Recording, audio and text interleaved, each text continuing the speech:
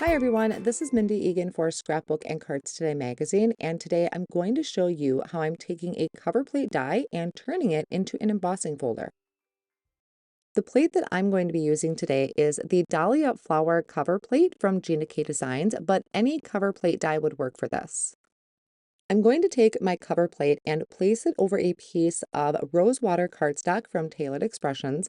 I'm going to hold it in place with some Post-it tape, and then using the recommended sandwich with my particular die cut machine, I am going to emboss the design. Be sure to follow your particular die cut machine's instructions. You will most likely need some sort of rubber mat. Here's a closer look of that embossed design. Now my cardstock did crack just a little bit. I could have spritzed the cardstock with some water to help soften the fibers of the cardstock, which I did not do beforehand, but I still think it turned out beautiful. And this is what I'm going to use for my card project.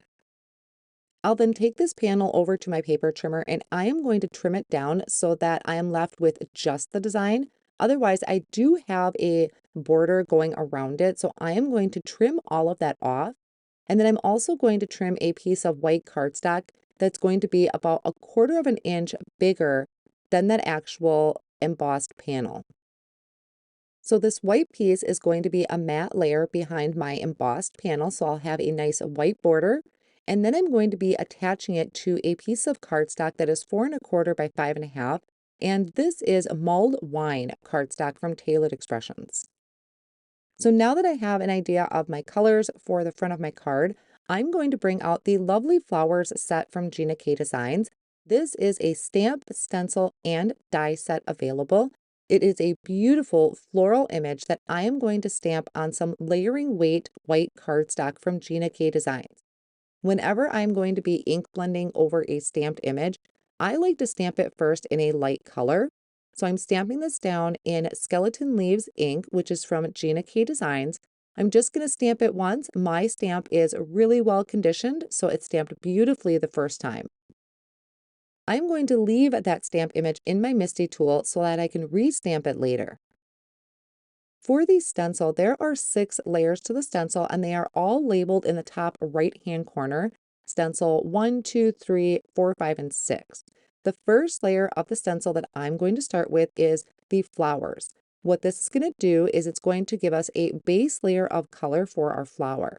I just lined up the stencil, held it down with Post-it tape, and I ink blended it with pink champagne ink. The way these stencils are designed, the ink blending goes very quickly and the stencils are easy to line up. So I brought in the second layer of the stencil, which is going to add an additional layer to the flowers. This one I am ink blending with Raspberry Sorbet, and it's going to be a beautiful contrast to the light color that I just did.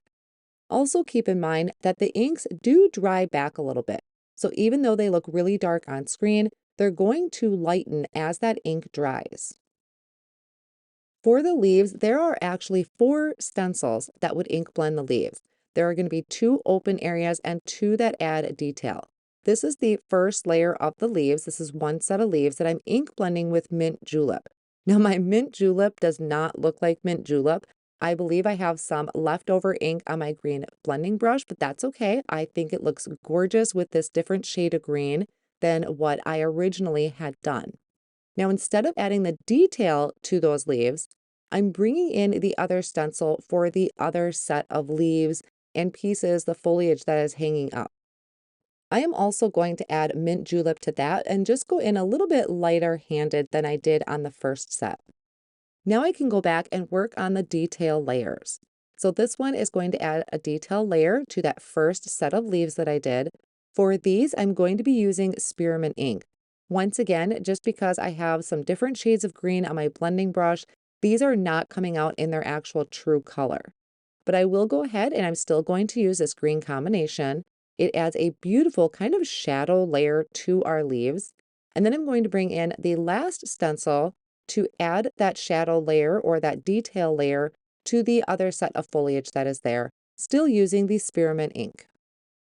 I'll then take this back over to my MISTI, place it in the exact same spot, and then I'm going to ink up my image once again, but this time using black onyx ink.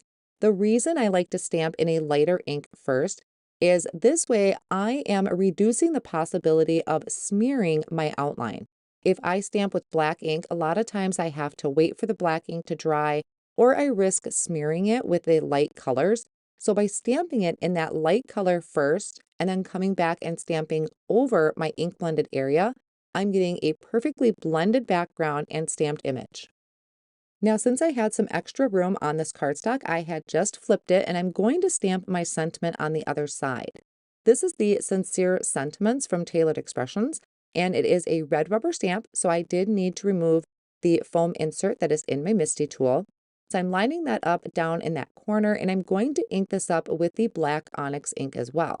I'm not concerned about how straight my sentiment is right now because I do have the coordinating die, so I plan on die cutting this out. I stamped this twice to make sure I had a really nice impression, and then I'm taking the coordinating die for both the floral set and also the sentiment, and I'm going to run that through the die cut machine.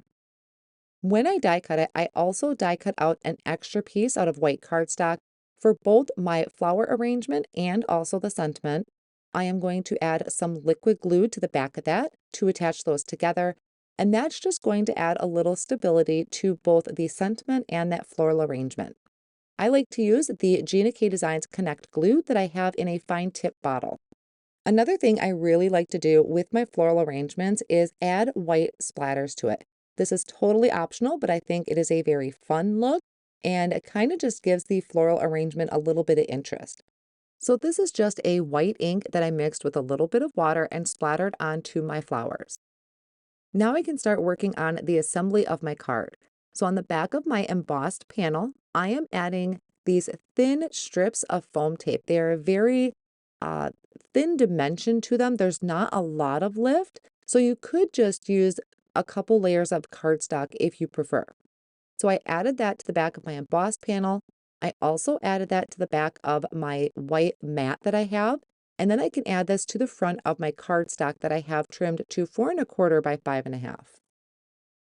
I also trimmed down that thin foam tape and I added it to the back of my floral arrangement so I can remove the backing of that and place this over the top of my embossed panel. This is going to fit perfectly if I can just tilt it right so that way my leaves are not hanging off the edge. Then I have my sentiment, which I also added some of that thin foam tape to, and this is going to go up in that top corner. So it's going to just barely touch or overhang the leaves up on top, and then also off on the right, it's just going to slightly overhang on the edge of my matte layer. And then I'm going to finish it off with my clear quartz sequins from Gina K Designs. So even though it seems like I added a lot of foam tape, there is not a ton of lift to it, but it does have the perfect amount of dimension. And that is how you can take a cover plate die or any one of your dies and turn them into an embossed look. I hope you enjoyed today's card project and we'll give this technique a try. Thank you for joining me today.